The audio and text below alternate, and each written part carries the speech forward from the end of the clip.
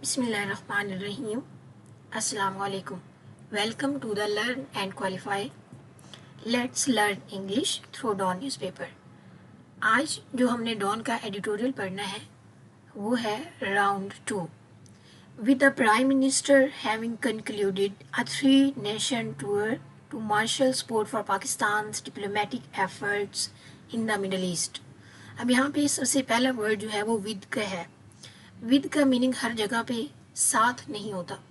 यहाँ पे जो विद लगा है सेंटेंस के अंदर, वो सेंटेंस का बैकग्राउंड स्ट्रक्चर बताने के लिए, बैकग्राउंड जो नॉलेज है वो बताने के लिए यूज़ हुआ है। विद द प्राइम मिनिस्टर का मतलब है कि प्राइम मिनिस्टर ने हैविंग कंक्लूडेड, जो अभी अभी ख़त्म किया है। कंक्लूडेड का मतलब होता है फिनिश करना, स्टॉप करना, कंप्लीट करना। तो प्राइम मिनिस्टर ने जो भी अभी कंप्लीट किया है अ 3-day नेशन टूर, एक 3 रोज़ा दौरा मुल्कों का, to marshal support. Marshal support होता है गैदर करना सपोर्ट को, सपोर्ट हासिल करना, हिमायत हासिल करना। For Pakistan diplomatic efforts in the middle east, कौन सी सपोर्ट की हासिल करना चाहते हैं प्राइम मिनिस्टर? उस डिप्लोमेटिक एफर्ट्स की, उस सिफारती कोशिश की जो पाकिस्तान ने मिडल ईस्ट में कोशिश की है सिफारती लेवल पे, तो उसका सपोर्ट हासिल करना चाहता है प्राइम मिनिस्टर साहिब। And the chief of defence forces wrapping up an important 3-day trip to Iran. और चीफ ऑफ डिफेंस फोर्सेस जो हैं, यानी कि जो आर्म्ड फोर्सेस के हेड हैं, उन्होंने भी अभी अभी रैप अप किया है एक अहम 3 रोज़ा दौरा ईरान का। रैप अप का मतलब भी यही होता है कि कंप्लीट करना, फिनिश करना या एंड करना। रैप अप, यहाँ पे रैपिंग अप जो है ये रिसेंटली एंड हुआ है विजिट, इसलिए यहाँ पे रैपिंग अप यूज़ हुआ है। और जो पहले, इससे पहले एक्शन हो चुका है उसमें कंक्लूडेड यूज़ किया राइटर ने। तो 3-day trip to Iran, Iran का 3 रोज़ा दौरा मुकम्मल किया है। अब यहाँ पे ट्रिप यूज़ हुआ है और यहाँ पे ऊपर हमने देखा है कि टूर यूज़ हुआ है। तो ट्रिप एंड टूर में डिफरेंस होता है, वो मैं आपको बता देती हूँ। टूर जो होता है ये एक प्लान्ड होता है हमारा, और ये किसी कंट्री का हो सकता है या किसी भी सिटी का हो सकता है। यहाँ पे 2 से 3 स्टॉप्स हो सकते हैं या एक से ज़्यादा स्टॉप भी हो सकते हैं। वो अनलिमिटेड भी हो सकते हैं, वो लिमिटेड भी हो सकते हैं। लेकिन जो ट्रिप होता है ये एक ही स्टॉप होता है इसमें, और ये प्लान्ड नहीं होता। जैसे बचपन में बच्चों का या हमारा जाता होता है था, ट्रिप जाता था तो एक ही जगह पे स्कूल वाले लेके जाते थे। और जब यूनिवर्सिटी लेवल पे थे तो हमारा ट्रिप नहीं जाता था, हमारा टूर जाता होता था। यानी उसकी जो डेस्टिनेशन होती थी वो तो 2 या 2 से ज़्यादा हो सकती थी, और इसलिए हमें स्टॉप ही ज़्यादा करने पड़ते थे। Attention turned once again to Islamabad, ये जो प्राइम मिनिस्टर का जो 3 नेशन टूर रहा है और जो चीफ ऑफ डिफेंस फोर्सेस का 3-day ट्रिप रहा है, उसने अटेंशन को टर्न कर दिया, यानी उसने मोड़ दिया है जो तवज्जो है उसको, वंस अगेन, एक दफ़ा फिर से, टू इस्लामाबाद, इस्लामाबाद की तरफ, ओवर द वीकेंड, वीकेंड के अख्ताम पर। यानी कि अब यहाँ पे ओवर द वीकेंड लगा है। एट द वीकेंड भी यूज़ हो सकता था, लेकिन नहीं। एट द वीकेंड का मतलब होता है कि वीकेंड का बिल्कुल आखिरी टाइम, यानी वीकेंड में संडे, अगर हम संडे की बात करें तो Sunday night at the weekend होता है, तो इसका मतलब था संडे नाइट या Sunday evening. Over the weekend का मतलब है कि वीकेंड के आखिरी कुछ दिन, यानी कि वीकेंड में हम फ्राइडे इवनिंग कर सकते हैं, सैटरडे नाइट, संडे नाइट। तो ओवर द वीकेंड का मतलब होता है कि कुछ दिन जो आखिरी दिन है उनकी बात हो रही है, ना कि and point of the weekend. ठीक है, तो प्राइम मिनिस्टर साहब ने जो 3 नेशन टूर किया है और चीफ मार्शल ने जो 3-day विजिट किया ईरान का, उसने ओवर द वीकेंड लोगों की अटेंशन जो है एक दफ़ा फिर से इस्लामाबाद की तरफ टेंशन को टर्न कर दिया है। Even though key stakeholders have been silent, even though का मतलब है अगरचे। तो ये यहाँ पे कंट्रास्ट के तौर पर यूज़ हो रहा है। कंट्रास्ट मतलब एक तरफ तो एक ये सिचुएशन है, दूसरी तरफ कोई और सिचुएशन होगी। ये हम सेंटेंस में देखेंगे। Even though key stake holders होते हैं वो इम्पोर्टेंट पार्टीज जो कि इन्वॉल्व होती हैं किसी डिसीजन में। तो की स्टेक होल्डर्स यहाँ पे बात कर रहे हैं ईरान और यूएस की। Even though key stakeholders have been silent, अगर चाहे वो कहता है वो खामोश हैं अबाउट सेटिंग अ डेट को फिक्स करने के मामले में। द फेडरल कैपिटल्स यानी इस्लामाबाद की बात हो रही है। इट सीम्स ऐसा दिखाई देता है, is already preparing to host another round of high level engagements. ऐसा दिखाई देता है कि वो ऑलरेडी प्रिपेयरिंग पहले से ही तैयारियां कर रहे हैं टू होस्ट अनदर राउंड एक और राउंड को मेज़बानी करने की ऑफ हाई लेवल इंगेजमेंट्स। तो हाई लेवल इंगेजमेंट्स का मतलब होता है कि हाई लेवल मीटिंग्स को अरेंज करने में। विद सिक्योरिटी प्लान्स, कुछ सिक्योरिटी प्लान्स भी किए हैं, एंड लॉजिस्टिकल अरेंजमेंट्स, और कुछ लॉजिस्टिकल अरेंजमेंट्स भी किए हैं। इसका मतलब है कि मैनेजमेंट प्लान कुछ किए हैं। Being put in place to welcome high profile foreign dignitaries. तो फॉरेन डिग्निटरीज का मतलब है कि इम्पोर्टेंट फॉरेन गेस्ट कुछ आने हैं, तो उनके लिए हाई प्रोफाइल यानी कि वेरी इंपॉर्टेंट फॉरेन गेस्ट आएंगे, उनके लिए कुछ मैनेजमेंट प्लान जो है वो तैयार किया गया है। इवन दो मैंने आपको बताया कि इसकी जगह पे हम आल दो भी यूज़ कर सकते हैं, और इट सीम्स का मतलब है कि ऐसा लगता है, यानी ये राइटर का ओपिनियन है, ये एक्चुअल में नहीं है। तो इट सीम जो है ये हम कब यूज़ करते हैं, जब हमने कुछ अनसर्टेनिटी शो करवानी हो, कि यानी कि चांसेस हैं, हो सकता है और नहीं भी हो सकता। बीइंग पुट इन प्लेस का मतलब होता है कि ऑन गोइंग एक्शन हो रहा है। बीइंग पुट इन प्लेस का मतलब है on going action, this one. ये अब जो एक्शन है ये पैसिव एक्शन है, यानी कि यहाँ पे एक्शन रिसीव हो रहा है, ना कि एक्शन परफॉर्म किया जा रहा है। तो यहाँ पे विद के साथ बीइंग आ जाए और उसके साथ ही वर्ब की थर्ड फॉर्म है, तो इसका मतलब है कि पैसिव एक्शन है। ठीक है, तो यहाँ पे जो है स्टेक होल्डर्स जो हैं वो अभी तक साइलेंट हैं, यानी यूएस और ईरान जो है वो अभी तक साइलेंट हैं। कोई डेट उन्होंने फिक्स नहीं की कि इस दिन जो है वो हम किस तरह का एग्रीमेंट करेंगे, लेकिन फेडरल कैपिटल जो है इस्लामाबाद जो है ऐसा लगता है कि वो पहले से ही तैयारियां कर रहा है किसी हाई लेवल इंगेजमेंट की, और उन्होंने security plans and logistical arrangements किए हैं। इसके अलावा आगे चलते हैं। Routes along with the VVIPs are expected to travel have been cleaned and spruced up। जो रूट्स हैं, जो रास्ते हैं जहाँ पे वीवीआईपीज का मतलब होता है वेरी वेरी इंपॉर्टेंट पर्सनस, उनका एक्सपेक्टेड है, मुतवक्का है कि टू हैव बीन ट्रैवल, कि वो ट्रैवल करेंगे उन रास्तों पे जिन पे वीवीआईज ट्रैवल करेंगे, उनको क्लीन किया जा चुका है, एंड स्पर्स्ड अप, और उनके ऊपर उनको खूबसूरत बनाया जा चुका है।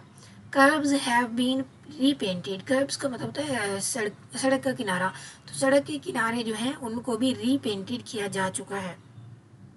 हैव बीन और उसके साथ ही हमारे पास वर्ब की थर्ड फॉर्म लगी है, तो ये हमारे पास पास्ट परफेक्ट की शो कर रहा है कि ये काम हो चुका है।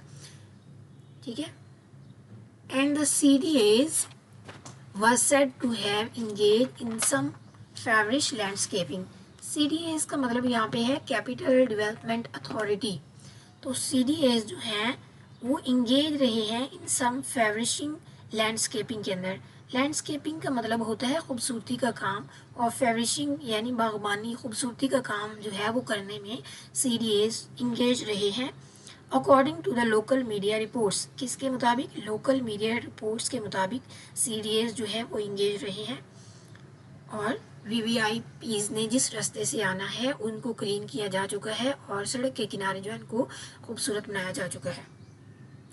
Offices in the red zone have been told to stay shut. Offices in red zone का मतलब होता है कि हाई सिक्योरिटी एरिया, यानी कि इस्लामाबाद की बात हो रही है। हैव बीन टोल्ड, अब यहाँ पे एक्शन रिसीव हुआ है। हैव बीन टोल्ड का मतलब है कि उनको इंस्ट्रक्शंस दी गई हैं, हिदायत दी गई हैं, ये पैसिव स्ट्रक्चर है। उनको हिदायत दी गई है कि वो शट कर दें, स्टे शट, कि वो बंद रखें अपने ऑफिसेज को। And traffic diversion plans are being devised, और ट्रैफिक डाइवर्जन प्लान्स का मतलब है कि अल्टरनेट ट्रैफिक रूट्स जो हैं, बीइंग डिवाइज्ड का मतलब है कि प्लान किए जा चुके हैं, बीइंग मेड, बीइंग प्लान्ड, कि वो प्लान हो चुके हैं। डिवाइज्ड का मतलब होता है तैयार करना। तो अल्टरनेट ट्रैफिक रूट्स जो हैं वो तैयार किए गए हैं टू इंश्योर, ये यकीन दहानी कराने के लिए दैट एवरीथिंग स्टेज स्मूथ, ताकि जो सारी चीज़ें हैं वो पूरा अमन रहें, एंड इन कंट्रोल, और कंट्रोल में रहें, during what is expected to be the most important event, जो कि उम्मीद की जा रही है कि जो एक सबसे ज़्यादा अहम इवेंट होगा उसके दौरान। Pakistan has hosted in years, जितने भी पाकिस्तान ने पिछले सालों में होस्ट किए हैं, मेज़बानी की है इवेंट्स की, उनमें सबसे ज़्यादा जो उम्मीद की जा रही है वो ये इवेंट रहेगा, तो उसके लिए तैयारियां जो हैं वो भी फुल हैं। अब यहाँ पे है यहाँ पे जो डिवाइस्ड, बीइंग डिवाइस्ड है, ये पैसिव स्ट्रक्चर है, पैसिव भी है और प्रेजेंट कॉन्टिन्यूस पैसिव है। इसकी एक्टिव फॉर्म ये होगी दे आर डिवाइजिंग प्लान, तो वो कोई काम कर रहे हैं, एक्शन परफॉर्म कर रहे हैं, तो हम कहेंगे दे आर डिवाइजिंग प्लान्स। लेकिन क्योंकि पैसिव फॉर्म में हम कहेंगे प्लान्स आर बीइंग डिवाइस्ड, के प्लान्स जो हैं वो उनके ऊपर एक्शन हो रहा है। तो पैसिव फॉर्म में इज एम आर के साथ जब भी बीइंग और वर्ब की थर्ड फॉर्म लगी होती है तो इसका मतलब है कि प्रेजेंट कॉन्टिन्यूस पैसिव है। ठीक है। बाय ऑल अकाउंट्स, सबसे पहले बाय ऑल अकाउंट्स का मतलब है अकॉर्डिंग टू एवरीवन, हर किसी के मुताबिक या रिपोर्ट्स के मुताबिक, जो भी ज़राए हैं जिनसे हम कोई न्यूज़ लेते हैं तो उनके मुताबिक, उन सोर्सेज के मुताबिक, the Pakistani civil and military leaderships have outdone themselves. Outdone themselves का मतलब है परफॉर्म एक्सट्रीमली वेल, कि पाकिस्तान के जो सिविल और मिलिट्री की आदत है उन्होंने बहुत अच्छा परफॉर्म किया है। They have already earned much respect and gratitude, not just on both sides engaged in the war. वो पहले ही अर्न कर चुके हैं रिस्पेक्ट, इज्जत और ग्रेटिट्यूड, शुक्रगुजारी, not just on both side, ना सिर्फ दोनों तरफ से, कौन से दोनों तरफ, इंगेज इन द वार, जो कि जंग में इंगेज है, यानी यूएस और ईरान की तरफ से ना सिर्फ इज्जत और शुक्रगुजारी हासिल किया पाकिस्तान ने, but also in the world Capitals, लेकिन दुनिया के कैपिटल्स की तरफ से भी पाकिस्तान ने इज्जत और शुक्रगुजारी हासिल की है। वर्ल्ड कैपिटल्स का मतलब है कि जो कैपिटल्स होते हैं कंट्रीज़ के, उनकी तरफ से, वर्ल्ड गवर्नमेंट्स की तरफ से। वेरी एंड वरीड अबाउट, कौन सी वर्ल्ड कैपिटल्स, जो कि वेरी एंड वरीड थे। वेरी का मतलब होता है टायर्ड हो जाना, थक जाना, एंड वरीड का मतलब होता है फिक्र करना किसी बात के बारे में। अब इनका डिफरेंस देखते हैं। वरी जो है वो टायर्ड या एग्जॉस्टेड इन मायनों में आता है कि कोई बंदा पहले से ही थका हुआ है, बेजार है, तो हम कहेंगे परेशान, लेकिन थकन की वजह से परेशान है। एग्जाम्पल मैं इसको आपको बताती हूँ। He felt very after a long journey, एक लंबे जर्नी के बाद उसने थकावट महसूस की। दूसरी एग्जाम्पल है the soldiers were very of war, तो इसमें जो वरी है वो पहले से ही एग्जॉस्टेड की वजह से, अगर आप वरी हैं तो हम लिखेंगे वेरी, WER वरी। और अगर आप किसी चीज़ के बारे में फ़िक्रमंद हैं, परेशान हैं, कंसर्न है, तो हम WORR वरी जो है वो यूज़ करते हैं। एग्जाम्पल इसके देखते हैं। Don't worry about the exam, तो एग्ज़ाम के बारे में फ़िक्र मत करें। इस तरह एक और example, she worries about her future, वो अपने फ्यूचर के बारे में वरी, यानी किसी फ्यूचर के बारे में होना या किसी चीज़ के मतलब कंसर्न होना, उसके लिए हम जो है वो WORR यूज़ करते हैं। Worried about where hostilities had seemed headed, किन चीज़ों के बारे में वरीड थे कि हॉस्टिलिटीज़ जो हैं, जो कॉन्फ्लिक्ट है, लड़ाई है, हैड सीम्ड हेडेड, वो नज़र आ रही है, अपीयर हो रही है, टू बी गोइंग टूवर्ड्स, यानी कि वो नज़र आ रही है जाती हुई, आगे बढ़ती हुई, before the cease fire was card, जहाँ जब तक सीज फायर नहीं हुआ था, सीज फायर होने से पहले तो ये जो है कॉन्फ्लिक्ट जो है, हॉस्टिलिटीज़ जो है वो आगे बढ़ती हुई नज़र आ रही थी उन ममालिक को जिन्होंने शुक्रिया अदा किया। तो कहते हैं पाकिस्तान ने बहुत ज़्यादा, राइटर का ओपिनियन है कि पाकिस्तान ने बहुत ज़्यादा रिस्पेक्ट और ग्रेटिट्यूड अर्न किया है। The leadership is now aiming for the ultimate goal, leadership जो है वो एमिंग कर रही है, एमिंग फॉर का मतलब है ट्राइंग टू अचीव, हासिल करने की कोशिश कर रही है। अल्टीमेट गोल, अल्टीमेट गोल का मतलब है फाइनल टारगेट या फाइनल ऑब्जेक्टिव, एक फाइनल रिजल्ट निकालने की कोशिश कर रही है। अब फॉर्मल एग्रीमेंट, कौन सा फाइनल रिजल्ट चाहती है? फॉर्मल एग्रीमेंट होना चाहिए, या तो एक बाज़ाब्ता मुआहिदा होना चाहिए, और मेमोरेंडम होना चाहिए, या एक मेमोरेंडम होना चाहिए, MOU होना चाहिए। MOU stand for memorandum of understanding, किस किस के दरमियान में, between the US and Iran, that brings lasting peace to the region. US और ईरान के दरमियान में या तो एक फॉर्मल एग्रीमेंट होना चाहिए या एक मेमोरेंडम होना चाहिए ताकि पीस लाया जा सके। लास्टिंग पीस का मतलब है कि एक परमानेंट पीस लाया जा सके टू द रीजन के अंदर। अब डिफरेंस क्या है एग्रीमेंट और मेमोरेंडम के अंदर? जो एग्रीमेंट होता है वो एक फाइनल डील होती है, डील डन हो जाए तो हम कहते हैं एग्रीमेंट हुआ है। जैसे दो मुल्क जंग रोकना चाहते हैं तो वो आपस में एग्रीमेंट कर लेते हैं, तो हम कहते हैं कि ये एक फाइनल डिसीजन जो है वो हो गया, तो हम उसको एग्रीमेंट कहेंगे। लेकिन जो MOU है वो एक फाइनल एग्रीमेंट से पहले की जो बातें होती हैं, थिंकिंग होती है, या हम कह सकते हैं कि फ्रेंडली अंडरस्टैंडिंग होती है। इब्तदाई मरहला या इब्तदाई समझौता, सिर्फ इरादा करना इसको कहते हैं। यानी दो दोस्त हैं और वो सोच रहे हैं कि हम बिज़नेस करेंगे, अभी प्लान बना रहे हैं और वो एक दूसरे से कंफर्म कर लेते हैं कि हाँ हम फ्यूचर में बिज़नेस करेंगे। तो ये अभी जो उन्होंने काम शुरू नहीं किया लेकिन बात तय हुई है, इसको कहते हैं मेमोरेंडम। तो पाकिस्तान की जो लीडरशिप है वो चाहती है कि एक फाइनल एग्रीमेंट या एक मेमोरेंडम हो जाए यूएस और ईरान के दरमियान में, जो कि ताकि पीस जो है वो लास्टिंग पीस रहे उस रीजन के अंदर। बोथ साइड्स, दोनों साइड्स की बात हो रही है, यानी कि दोनों साइड्स कौन सी? ईरान और यूएस की बात हो रही है। इट सीम्स, ऐसा लगता है। इट सीम्स जब भी आएगा तो इसका मतलब है कि ऐसा लगता है, not 100% sure but uncertainty found here. It seems, बल्कि ये दो कॉमर्स के दरमियान में एक और इन्फॉर्मेशन आपको बता दूं, दो कॉमर्स के दरमियान में जो कुछ लिखा होता है वो एक्स्ट्रा इन्फॉर्मेशन होती है। अगर आप इसको नहीं भी लिखेंगे तो आपका सेंटेंस जो है वो कंप्लीट ही रहेगा और अंडरस्टैंडेबल होगा। Both sides, it seemed, will need to make some more sacrifices if they wish for the hostilities to stop. अब ये जो सेंटेंस है ये कॉम्प्लेक्स सेंटेंस है। कॉम्प्लेक्स सेंटेंस में हमारे पास एक मेन क्लॉज होती है, मेन क्लॉज का मतलब है एक इंडिपेंडेंट क्लॉज होती है, और दूसरी हमारे पास जो है कम से कम एक इसमें सब ऑर्डिनेट क्लॉज होती है। सब ऑर्डिनेट का मतलब है डिपेंडेंट क्लॉज। तो इफ़ वाली जो क्लॉज होती है, या जो क्लॉज इफ़ से, बिकॉज से, ऑल्दो से, दैट से स्टार्ट हो रही होती हैं, वो डिपेंडेंट क्लॉजेज होती हैं और उनको कोई मेन क्लॉज चाहिए होती है ताकि वो अपना मीनिंग जो है वो कन्वे कर सकें। Both sides it seems will need to make some more sacrifices. तो ये क्लॉज जो है ये इंडिपेंडेंट क्लॉज है क्योंकि ये अपना मीनिंग कन्वे कर रही है। अगर ये अकेली भी होगी ना तो ये अपना मीनिंग कन्वे कर देगी, इसको किसी दूसरी क्लॉज की ज़रूरत नहीं पड़ती। कि दोनों तरफ जो है उनको ज़रूरत है कि वो कुछ कुर्बानियाँ दें।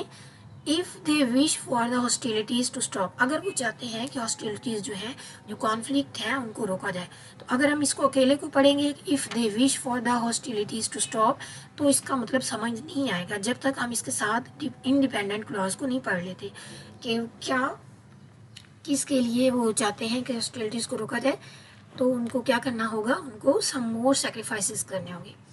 If efforts to bring Iran and America to a long-term settlements are successful and a treaty or a precursor to one is signed in Islamabad, Pakistan will deserve credit for pulling off what had once seemed highly improbable. तो ये जो हमारे पास sentence है ये complex sentence भी है और दूसरा ये कंडीशनल सेंटेंस भी है। कंडीशनल सेंटेंस हमारे पास चार तरह के होते हैं, zero condition, first condition, second condition and third condition. तो ये हमारे पास जो है सेंटेंस ये फर्स्ट कंडीशन है। फर्स्ट कंडीशन में अगर इफ़ वाली क्लॉज में प्रेजेंट सिंपल यूज़ होता है और दूसरी तरफ जो है वो फ्यूचर सिंपल टेंस यूज़ होता है।